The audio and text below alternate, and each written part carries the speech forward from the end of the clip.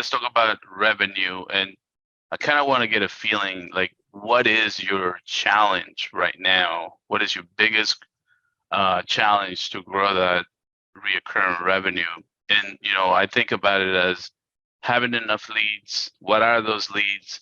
One of the things that is kicking my butt right now is that we need to have a much better qualification of what those leads are, and then obviously having a good process. But I just kind of want to get a feeling from you guys if you're encountering any challenges aside from just leads and sales process.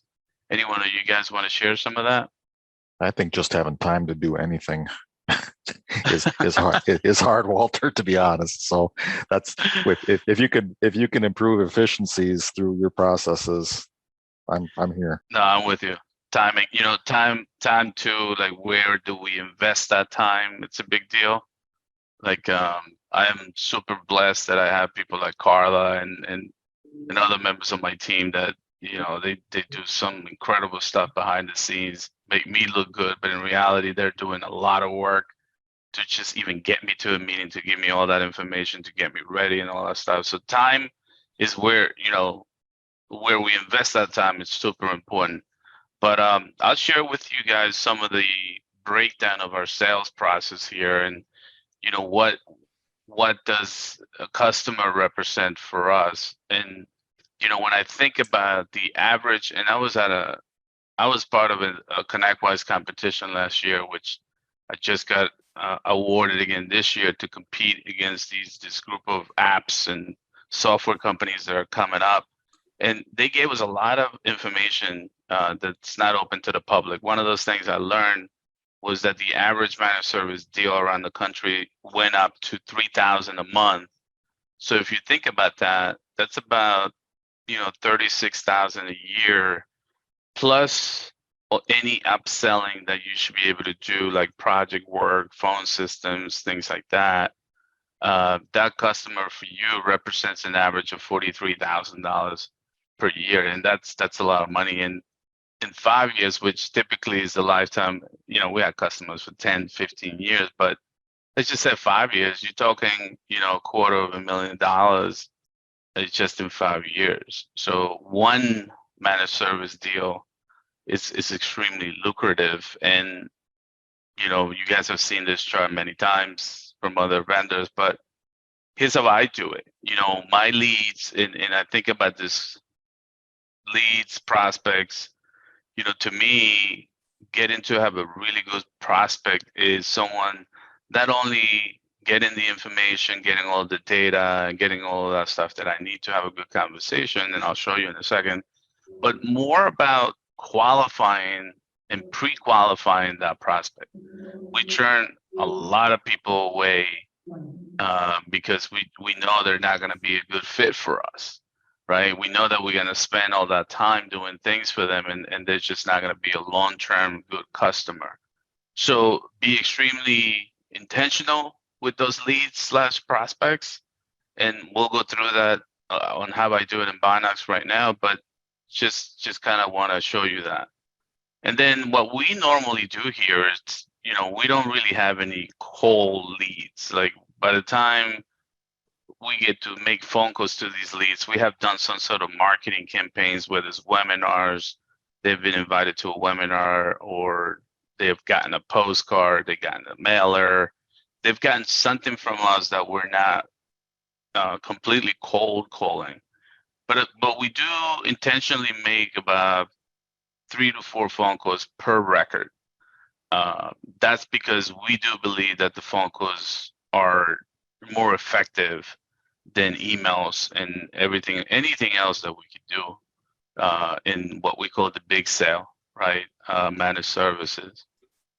So, and we make those phone calls. As a result of those phone calls, we end up with about 10 appointments a month with highly qualified prospects, right? At this point, they're really good prospects. Even when we train our appointment setters, and that's another session I want to do, like appointment setting 101, but we train our appointment setters to, once they get the appointment, the person says, sure, I'll meet with Walter.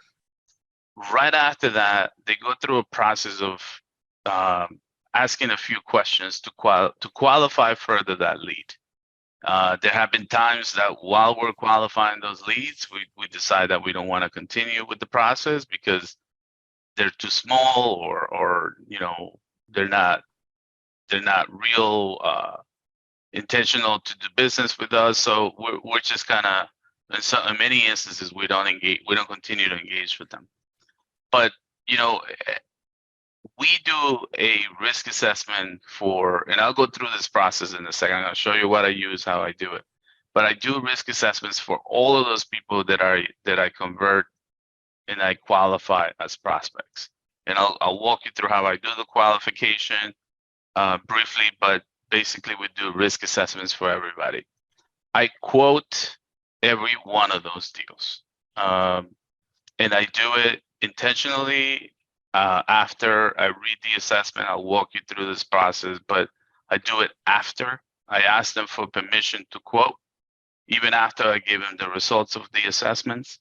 And then I quote, and I have a separate meeting to go over that quote. And that's intentional. I'll tell you a couple of reasons why I do it that way, but I do it that way. And I changed that, by the way, because I used to hit people with the quote right then and there, and I realized that I hadn't given people enough time to digest all of the issues and things that I found on those assessments.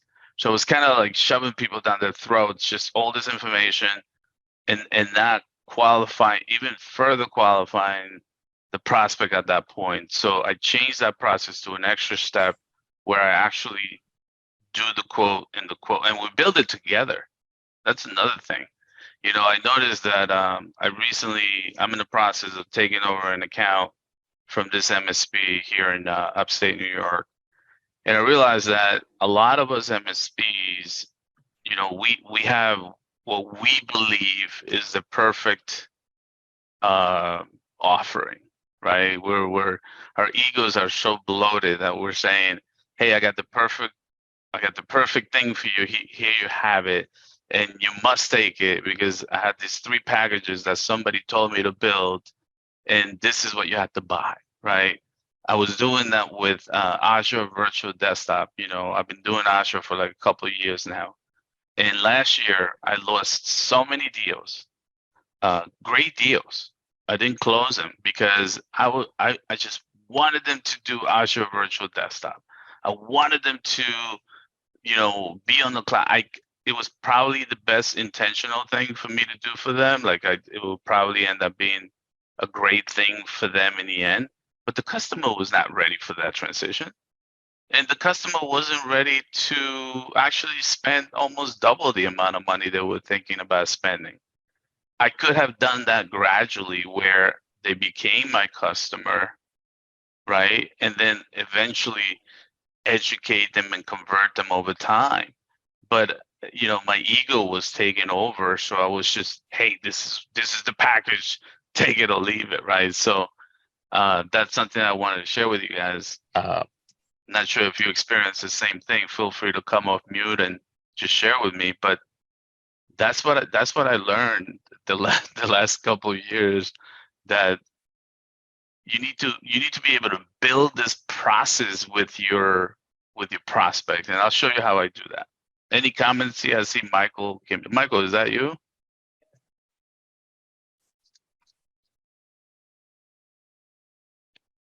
He's on mute. But so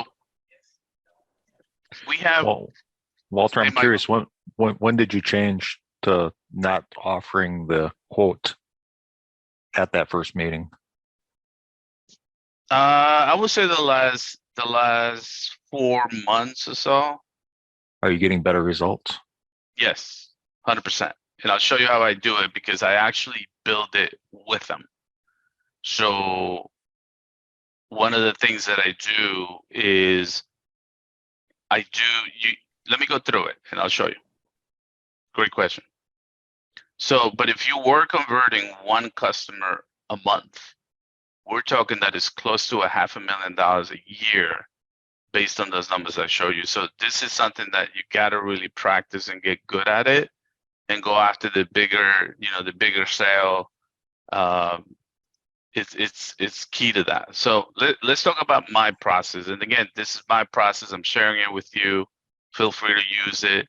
I am not by any means telling you to change yours, but I am giving you pointers on how this is working for us. Okay. So the first thing I do is something we call the interview. Basically, after after I have had the first meeting with the person, with the prospect, a prospect that fits all of the criteria. We'll go through that as well. But somebody who fits my criteria of being, more than 25 employees, independent insurance agents, uh, multiple locations, all this criteria. I'm speaking to the decision maker. I'm not speaking to influencers. I might have a first interview with the influencer, but I am not continuing that conversation unless I'm speaking with the decision maker, or at least that the decision maker commits to being on my next step, which is the third step, is the readout. So, but I will prefer to always have that interview with the decision maker.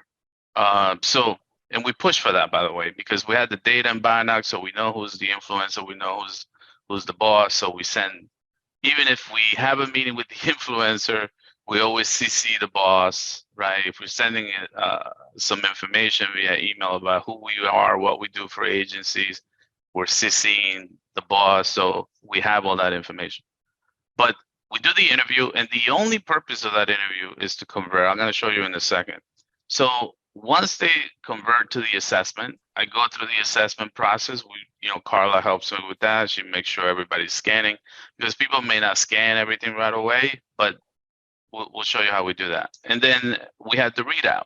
The readout is intentionally going very slowly to read that assessment, and we set the expectations that way.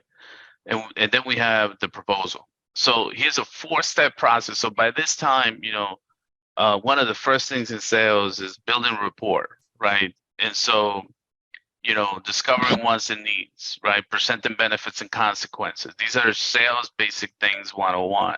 So here's the process, right? We're presenting benefits and consequences.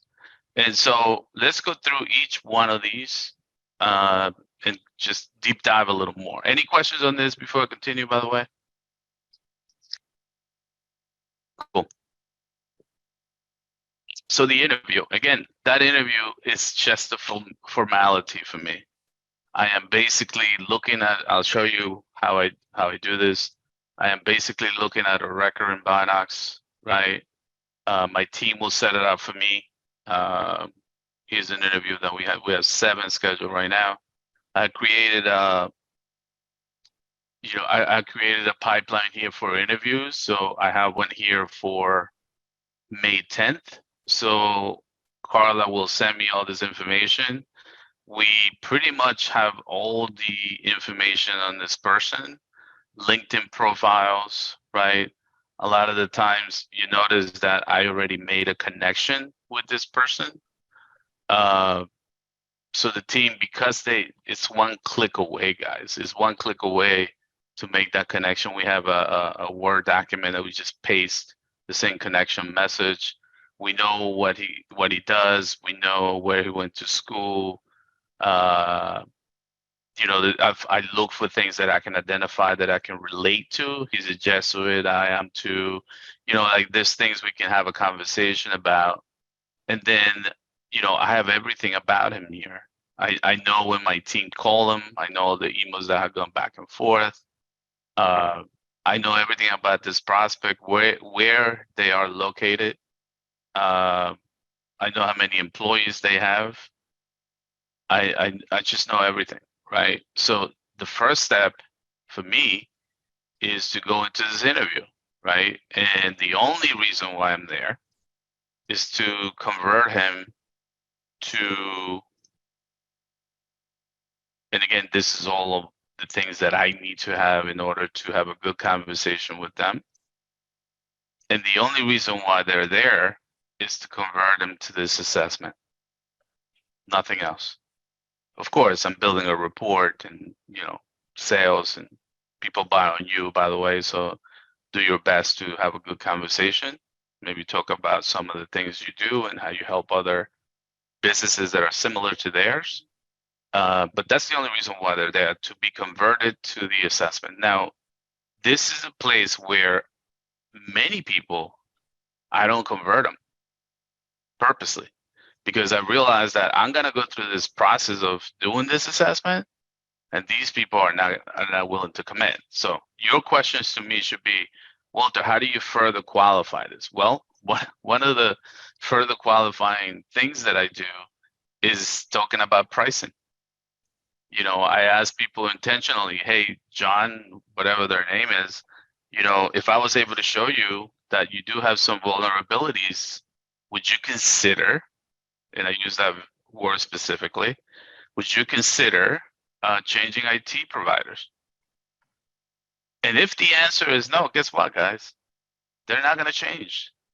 You can lie to yourself and go and do 1,000 assessments, do the, you know, dark web scan, all the crap that we do, but that person is not going to change. They're not going to switch. So why would you do that? The second thing that I do is I talk about pricing. My pricing is my pricing. You know, I'm in this. I serve this industry of insurance agents, and it's actually, you know, it kind of came to me a couple of days ago that I'm having trouble like fully making them to commit. And I said to myself, well, that's because I'm not communicating properly. But here's something that came out the other day. I'm talking to them now as they will think. So think about an insurance policy, right? Somebody selling a policy, somebody needs coverage for their home. And what's the first thing an insurance agent has to deal with? They look at it, and the homeowner will say, "Oh my God, Michael, this is a lot of money," right? That's the first thing people say, which is what they say to us, right? "Oh my God, Walter, that's a lot of money." But what I do now is I say to them, "Look, my pricing is my pricing. It's the easiest conversation to have, because unless you want me to take something out, right? Like, you wouldn't sell an insurance policy to somebody that you knew very well didn't have all the coverage, would you?" By the way, I had a guy say yes, and I immediately hang up that call because I will never do business with somebody unethical. So, you know, now is in their context on how they get pushed back themselves. So whatever price I'm saying, it doesn't matter. It doesn't matter. So don't be afraid to have that pricing conversation. So how does one goes for me? Easy. I'll say something like, Michael, and again, they say yes to changing ITs. And at some point during the conversation, I don't do it one after the other, but at some point in a conversation, I'll say something like, look, after all of this, are you willing to spend $180 per user per month? And we had this thing at Motiva, we call it SNL, shut up and listen. And we just shut up and listen, and we just wait.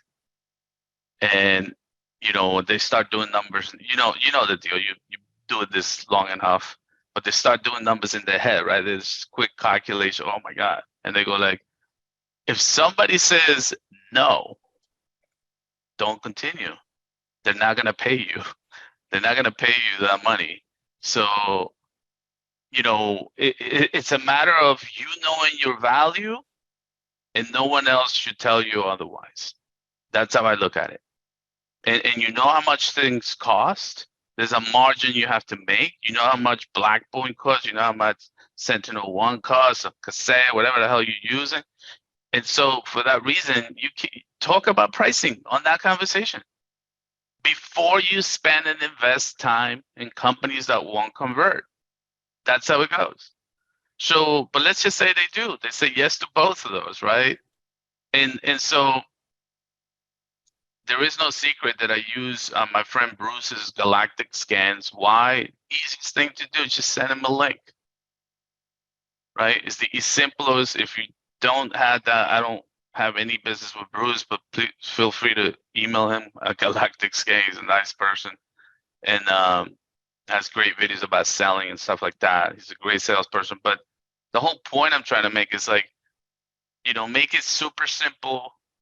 for people to scan themselves, maybe even self-assess. When you involve somebody into the process, I forgot the exact saying, but it's something about show me, I forget, involve me, I'll engage, or something like that. I'll remember, I think it is. So when you involve people into this process, right? We MSPs have this sales idea that, you know, we do this thing like, oh my God, this is what we do, and this is the only way we do it. We have to be able to be open to involve the prospect into the process. They have to not only do something, right? You have to do something, they do something. So that's how I look at the assessment. Then I do the readout. I intentionally set up another time to do that. I make this idea of, you know, and it's the truth, it's gonna take us a couple of days to get this ready, but you know, I put it on them. When are you gonna be done scanning, right? And then after that, a couple of days later, we can schedule. And every one of these engagements, guys, that I'm talking right now, is like rule number one of sales, like set up the next engagement while you're in the current engagement. So always book that next meeting when you're talking to the person at that moment. Okay. So read out, you know, read out, to me, it's something I spent a lot of time on that, because at first I was being the typical technical person, right? I was like, oh, look how great we are. We just found all this crap for this guy, and I'm gonna tell him how his Office 365 I can hack right now, and I'm gonna tell him all his passwords and all this stuff. Wah. That's not how you do that, man. You gotta involve the person. You got to get them to connect with the problem. So an example of that, right? If I was doing an assessment for somebody, when I do them, and I have, let's say and we're very strategic, by the way, intentional, because I'll look for, let's say, a password for in their case, their agency management software that, you know, is their main, let's say, like ConnectWise, like is their ConnectWise. And so I look for that password or one of their insurance companies they're doing business with, and very intentionally ask these questions before I show it. I'll say something like, look, John, what would happen if somebody got a hold of your agency management software and was downloading all those contacts? And they'll go through their process, right? Well, the other questions I will ask is like, John, how secure do you feel that your agency management software is against cyber threats, right? And they have the greatest IT guy, right? So they'll say something like, oh, you know, Walter, this guy got me all covered, you know, he's good, whatever. And then boom, I show it. And then I look for the, you know, body language, face dropping, eyes opening, dilated pupil, you know, the whole process, right? So why do I do it that way? Because when you show somebody something and you don't involve them in the process, it just doesn't hit the subconscious the same way. They get it, they'll process it, but it doesn't feel the same as to when you do it this way. And as a result, you're engaging and having a better conversation. So I'm extremely intentional how I present my assessments, and I hope that you are also. I'm gonna pause here for a second in case anybody wants to comment or anything like that. So you're trying to identify their specific pain points, kind of play in their ballpark, so to speak. 100%. So I'll give you another example. I know, and again, I know this business well, so you should know your customer well. I think that, you know, we use that as a number one rule of business: know your customer. And because we know our customers, we know that they deal with insurance companies, right? That they buy policies to resell to their customers. Because of that, I also know that those insurance companies make payments to them on their premiums automatically and their commissions mainly. And I also know that when they are setting up their own accounts in those companies, that they have to put a routing number for the banks, where they get paid, where the commissions will go, the breakdowns, all of that. And I know the websites, right? So I'll tell them, look, what will happen if your commissions for Progressive were going to, you know, a cyber criminal in the other side of the world? When you put things into that context, it makes it has a subconscious effect more than if you just said, look, I got your password, right? And so try it, and you'll see that, and just watch them, because you'll see their faces changing. Now, before I get to the proposal, I will tell you that at this point, I have confirmed things like number of users, how many employees, do they work remotely, how many sites, are they using Office 365, are they not? So I'm gonna talk migrations. Like I already have interviewed this person so deeply that I could probably put this proposal together on my own, but I don't. I don't assume. I actually go step by step with the person, with the prospect.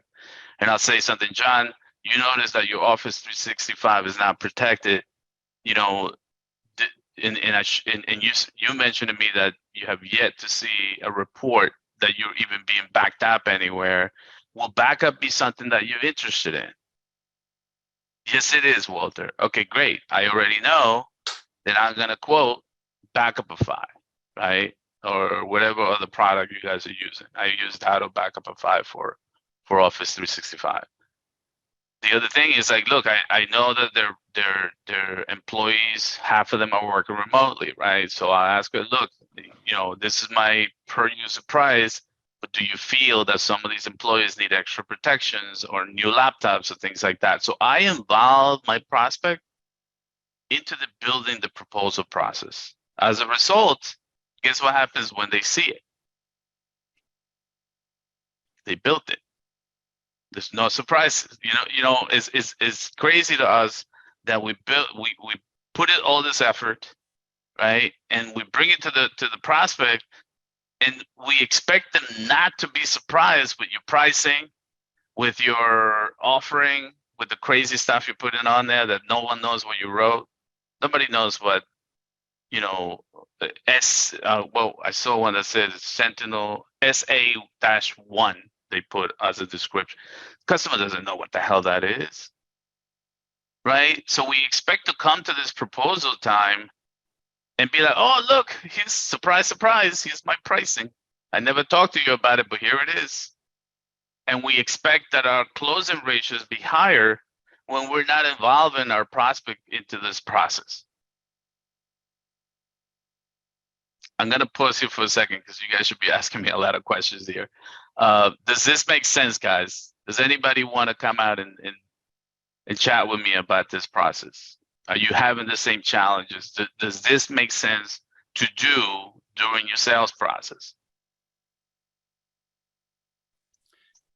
Walter, we follow a similar process up until the proposal phase. I like the interaction that you're talking about, leveraging the prospect in that phase, and I think that's a change we'll take a look at doing. Awesome. Yeah, this has been working so well for me right now. I love getting people involved into the whole process. Okay, so how do we help you with that, right? So Binox is going to help you identify all this information, right? We're going to also help you determine when you are interacting with these customers or prospects, are they visiting your website? They're really actively looking at your stuff. If you send an email, do they go to your website? Things like that, right? You can send emails, all the stuff the whole process is built in there. Appointment setting, same thing. You can listen to calls, right? So every morning we go through calls with our team. You can track some of those calls. You know, and then again, the assessments as well. I am very hopeful that at some point I'll build an integration with Galactic Scans, but you know, that will be future stuff. But having the ability to see that people finish the scans, that they're completed, will be an amazing thing. So, but we've spoken to Bruce about it, but they're super busy as well. But so How do I do that in Binox? Like I said to you, I have all the information for the person, but I do build my list, right? So I do my searches. I build my list. I have the people that I want to target.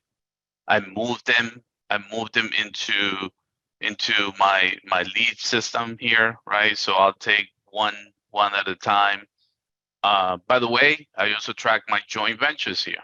That's another thing that I'm beginning to do more often. So, for me, a lead of a prospect versus a lead of a joint venture collaboration with somebody is no different, right? Because I still got to promote, email, meet, maybe take out to lunch or dinner, and get to know that company so they can, recommend me to their members. But again, I just go through the process. I move people from stage to stage, and then eventually that person will schedule some time with me, and they will become an opportunity. That opportunity shows up in my opportunities module, and if that conversation moves into me actually going through my fourth proposal piece, I'll go back here. So if that conversation turned out to be my proposal, I went through this whole process, I built the quote and everything else, then this opportunity, I use ConnectWise, everybody knows, but if I'm using ConnectWise, let me just log in here real quick. ConnectWise, the opportunity will be in ConnectWise when it's converted into Binox. So I am just gonna quote it because it will be as part of my opportunities here, right? So I'll have an opportunity, and then it will be 0 at that point, right? But I can go here and quote it and start my quoting process in ConnectWise Sell. Once I add products and things like that, it comes back to Binox, right? So now I have the revenue margin, all that stuff. And this is where I'm in the last step of proposing. I can actually see all the products and things I'm selling. So, and you can even invoke your quotes from here, by the way. So you can look at your order porters. You can do a lot of stuff here. I gotta edit this because I have to meet with this person again. But look, this is as simple as it gets here. So all of these things I'm tracking inside of Binox. I'm following up inside of Binox, and I don't have thousands of leads. I don't believe in that. I believe in some very intentional few leads. But I'm gonna pause here, guys, if you have any questions on the process I use right now. Anybody? Any questions about how to use the platform or anything like that you guys feel that I can help you with now before we end the call, because we're getting right to the top of the hour. Can you share the slides and the recording?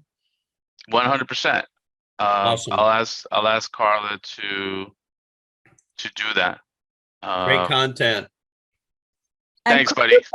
Can you put that that whole review of the recording and everything like into one email with like the 3 different sessions we've had, or? Sure. So we don't have to, so we don't have 20 emails, just Definitely put them together. Yeah, and just so you guys know, we are actively working on building a library of things. Like eventually there will be a Binox Academy, we call it internally. Actually, I don't know. You could ask Andrea to send me the screens, Carla, because I can share a little bit about it. But next time I'll show you actually what we're building. And it looks really cool because you guys will be able to go back to any of these, just review the content. We're gonna put more forms, more things in there that you can literally download and use yourself. So some of my PowerPoint presentations that I built from scratch, all those things you'll be able to see. But that's gonna take probably until next quarter to finish. We're finishing up with marketing stuff right now. Other than that, I wish you guys, hopefully this was great for you guys, and have a wonderful weekend. Any questions, we're always one click away. But thank you so much for joining me today. I really appreciate it.